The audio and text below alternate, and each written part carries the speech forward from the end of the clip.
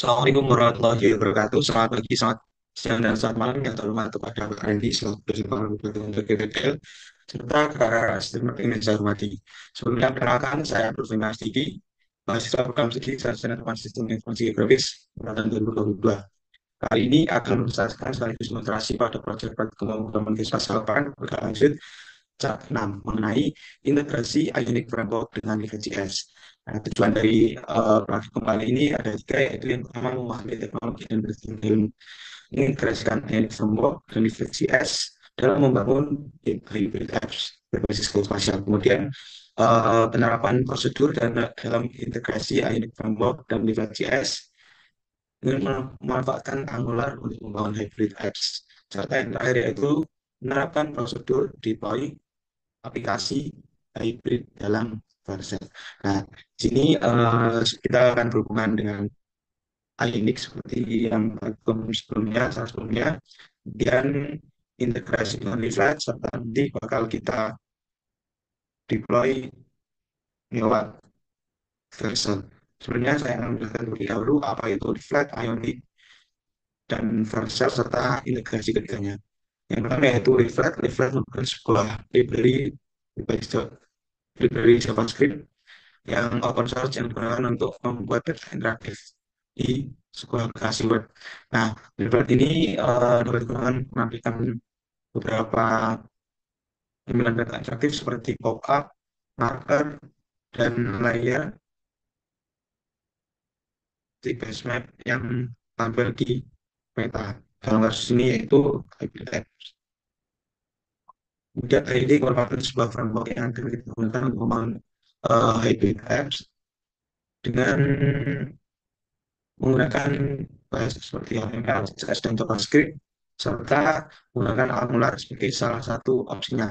Nah, ini mempermudah eh, pengembangan aplikasi mobile dan web dalam satu aplikasi hybrid yang tidak dapat digunakan di berbagai platform atau multi platform.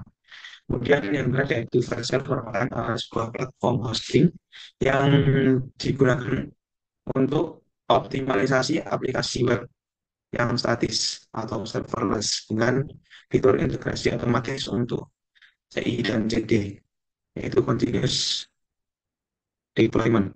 Kemudian fitur ini digunakan untuk memungkinkan developer atau pengembang untuk melakukan deploy aplikasi dengan sangat cepat dan dengan performa yang tinggi. Kemudian integrasi ketiganya memungkinkan seorang developer untuk membangun aplikasi peta interaktif berbasis web atau mobile dengan menggunakan Ionic dan Flat serta melakukan deploy yang cepat dengan menggunakan Visual secara otomatis. Oke, seperti yang sudah saya sampaikan tadi, kita juga lanjut untuk penulisan script.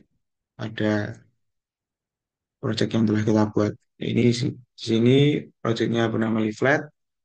Kita akan mengubah beberapa isian dari framework Ionic ini, di mana di bagian app, folder app home, ini kita buka terlebih dahulu pada file home.page.ts. Nah, di sini diawali dengan import komponen. Import komponen ini untuk modul dasar dari Angular, untuk definisi komponen. Kemudian import import ASL from leaflet ini digunakan untuk mengimpor semua fungsi dari library leaflet untuk membuat atau mengelola peta. Kemudian di sini dilanjutkan dengan pengaturan icon marker, di mana icon default marker peta menggunakan properti icon URL, kemudian ukuran icon, icon size 25,41, kemudian titik pop-up anchor, yaitu posisi di mana pop-up akan muncul dari marker, kemudian shadow size, ukuran bayangan dari icon yang telah ditentukan di bagian L.icon ini. Kemudian pada add komponen, serter app home, template URL, homepage.html, style URL. Ini adalah deklarasi dari komponen yang kita buat di framework ini. Yaitu ada app home, kemudian untuk template URL ini berisi file HTML untuk menghubungkan dengan HTML dan stylenya kita menghubungkan ke homepage.css. Kemudian eh, dilanjut dengan bagian ini map.l.map. Nah, di sini untuk variabel menampilkan variabel untuk objek pada leaflet.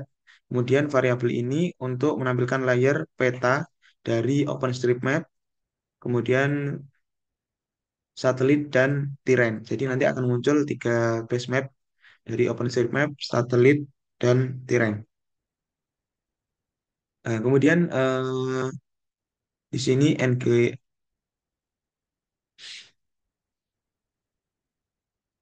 on init ini digunakan untuk memanggil komponen yang akan diinisialisasi, tapi tidak ada yang digunakan dalam kode ini. Kemudian untuk nConnect ini untuk memanggil lokasi yang telah kita tentukan. Kemudian kita lebih gunakan untuk ion view did enter. Nah, di sini mau dipanggil fungsi ini dipanggil untuk halaman yang akan dimuat, di mana disinilah peta-peta tersebut akan ditampilkan seperti ada map ID-nya kita tentukan di mana tempatnya berdasarkan koordinat latitude dan longitude-nya untuk mengarahkan user untuk saat membuka. Kemudian tile layer ini berisi base map yang akan kita gunakan yaitu satelit, OSM, dan terrain layer. Nah, di sini juga kita tambahkan untuk layer control sehingga kita dapat memilih salah satu dari base map yang akan kita gunakan.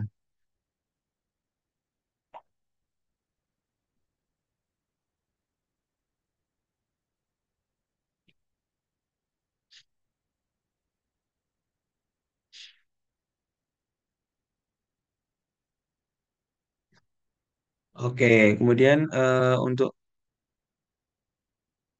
marker ini dapat kita buat di mana saya mengambil marker di Masjid Istiqlal dengan koordinat seperti berikut. Kemudian untuk pop-up kontennya seperti ini. Untuk menambahkan pop-up konten serta isian berupa gambar, deskripsi, dan nama dari pop-up tersebut. Kemudian kita lanjut di bagian file home.page.html. Di sini kita tentukan untuk ion title-nya yaitu leaflet map. Kemudian ion title di sini juga kita tambahkan untuk leaflet map. Kemudian di home.page.css ini kita untuk membuat style dari tampilan hybrid apps kita. Mulai dari kontainer, kemudian kita tentukan berapa ukurannya, kemudian warnanya apa, dan marginnya. Dan di global.css ini ada yang perlu kita tambahkan dan sangat penting yaitu import leaflet agar kita dapat mengintegrasikan antara Ionic Framework ini dengan leaflet.js.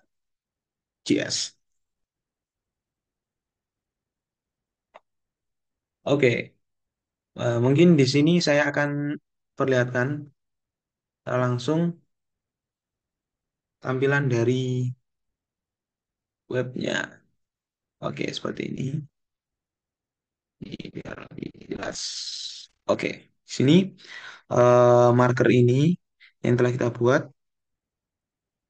apabila diklik, otomatis akan menuju ke lokasi koordinat dari Masjid Istiqlal yang telah kita temukan pada file home.page.ts tadi.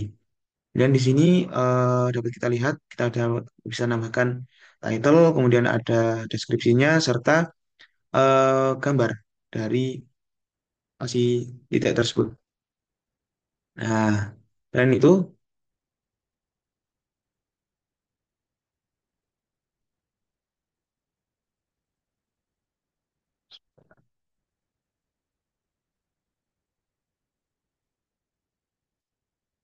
kita juga bisa tambahkan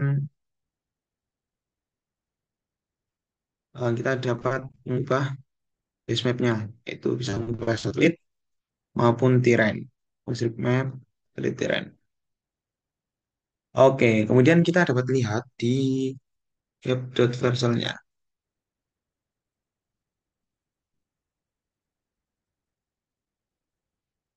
Nah, kita harus mengintegrasikan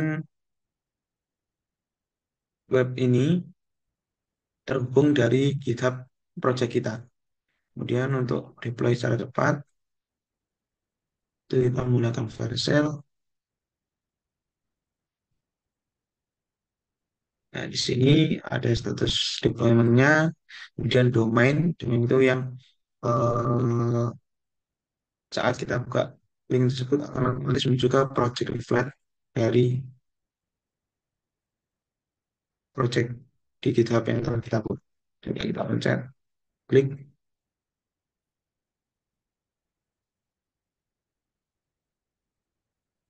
Nah, ini otomatis kalau kita lihat dengan konten yang sama, dengan fitur yang sama, kita dapat eh, menghasilkan deploy payment menggunakan Vercel